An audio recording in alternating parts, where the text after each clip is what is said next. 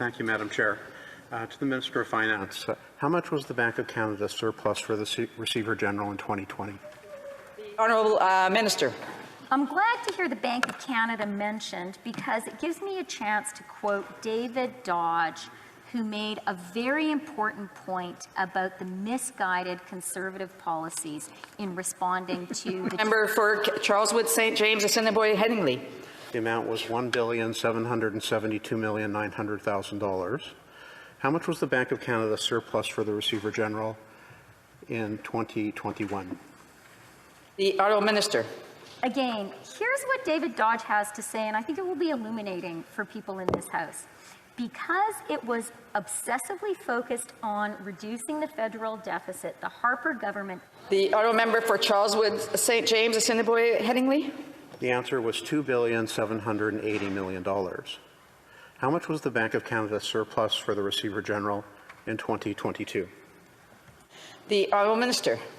Again, so this is what David Dodge said. The Harper government unnecessarily contributed to a slower, rather more muted recovery in Canada through to 2050. For Charleswood, St. James, Assiniboia, Headingley. The answer is zero. How much did the Bank of Canada lose in 2022? The Honourable Minister. To a slower, rather more muted recovery in Canada through to 2015 than a more The Honourable Member for Charleswood, St. James, Assiniboia, Headingley. Lost $705 million. When was the last time the Bank of Canada had a loss before 2022? The Honourable Minister. Madam Chair, the Bank of Canada, together with the government, supported Canadians during COVID. We did what we had to do, and it worked. Hear, hear. Honourable Member. Had a loss before 2022.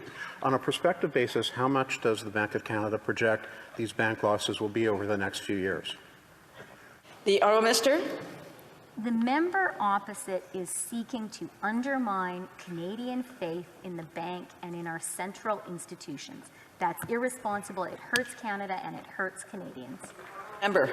The bank has announced that they expect up to $6 billion in losses over the next few years. Why are taxpayers bailing out the Bank of Canada? The Honourable Minister.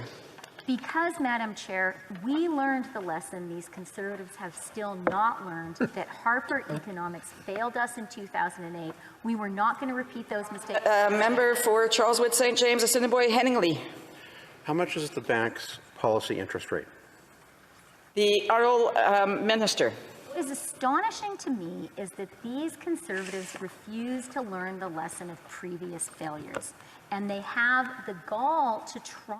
The Honourable Member for Charleswood, St. James, Assiniboia, Headingley. How much was Canada's inflation rate in April?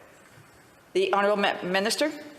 Canada's inflation rate is going down, 8.1% in June, 4%. Charleswood, St. James, Assiniboia, Headingley. It was 4.4%. How much was it in March? The Honourable Minister. As I said, inflation is coming down lower than Canada, than the US, UK, G7 average, Euro average. The Honourable Member for Charleswood, St. James, Assiniboia, Headingley. It was lower. It was 4.3% in March.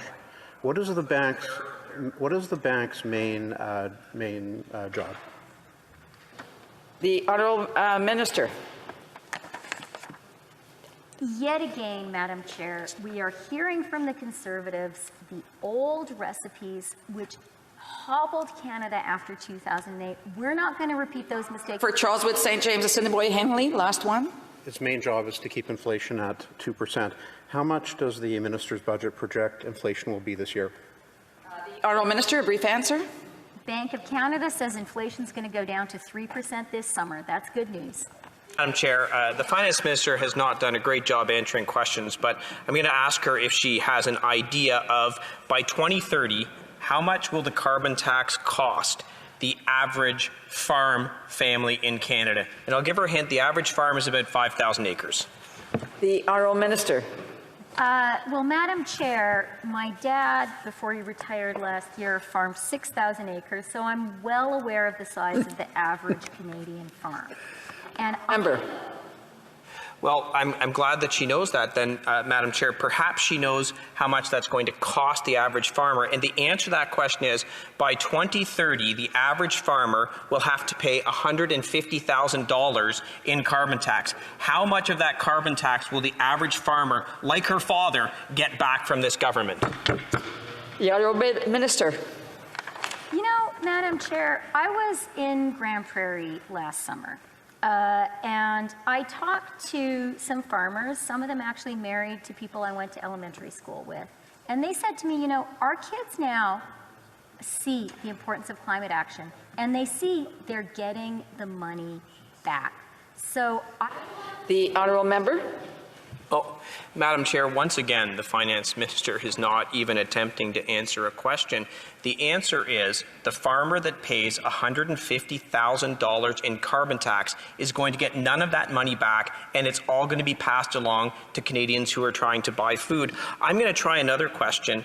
The Canadian Federation of Independent Business has said that the carbon tax will cost small businesses X amount of dollars in 2023. Does the Finance Minister know how much it's going to cost small business?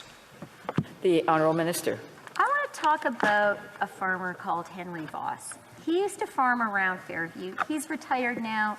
He lives on Shaftesbury Trail. And during the wildfires in Alberta, he emailed me to say, please thank the farmers who are taking time out from seeding to plow fire breaks around their neighbors' houses. Canadian farmers know the cost of climate change, and they know we have to do something about it. Honourable Member. And you know what the thanks they got, Madam Chair, for taking their tractors to do that? They had to pay a carbon tax on the fuel to cut those fire lines, and they wouldn't have got a single penny back from this government. But the answer to my first question is $8 billion.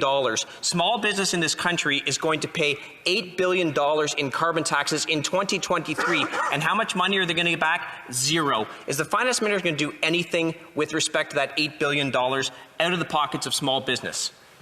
The Honourable Minister.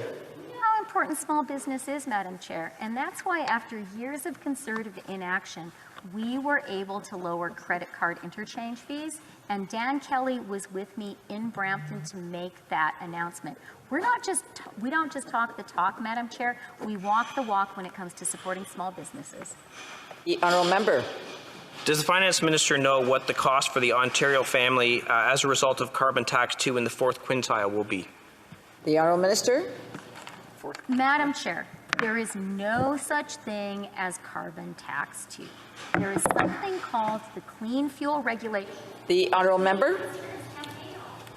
What's incredibly distressing is I've asked 5 questions today, Madam Chair, and the Finance Minister, who's supposed to be responsible for the finances of this nation, can't answer a single one. Instead, we get bromides about how great things are. It's $611 that's going to cost the average Canadian family as a result of carbon tax 2. What is the cost of the average Ontario family is going to pay as a result of carbon tax 1 and carbon tax 2? The Honourable Minister. What is incredibly disappointing, Madam Chair, is that the Conservatives have not only disavowed the admittedly weak climate plan they campaigned on in 2021, but they do not have a plan at all now. How can they fail to answer the single biggest economic question of the 21st century and ask any Canadian to take them seriously? The Honourable Member. How can Canadians take the Finance Minister seriously, who has sat here all night and hasn't had a number in response to a single financial question that's asked by Canadians? How can any Canadians have any faith in what she does? The Honourable Minister. Well, I think Canadians do have faith because Canadians know that our government's policies have created 900,000 jobs more since the depths of the COVID recession. That is 129% job growth. Has 1 minute. The Honourable Member has 1 minute left. That's okay. Madam Chair, what Canadians know is that they are going to food banks in record numbers. They know in the riding in my town of Orangeville, seniors are accessing food banks as a result of a 65% increase from 2015. These are as a result of the carbon tax increasing the cost of food and everything else. Will the Finance Minister finally admit the carbon tax is costing Canadians and driving inflation? The Honourable Minister. Canadians also know that women's labor force participation in prime working age is 85% in Canada compared to just 77% in the US. That is a record high. That is one of the things that is driving our economic recovery, and it is thanks to the childcare program these Conservatives voted against.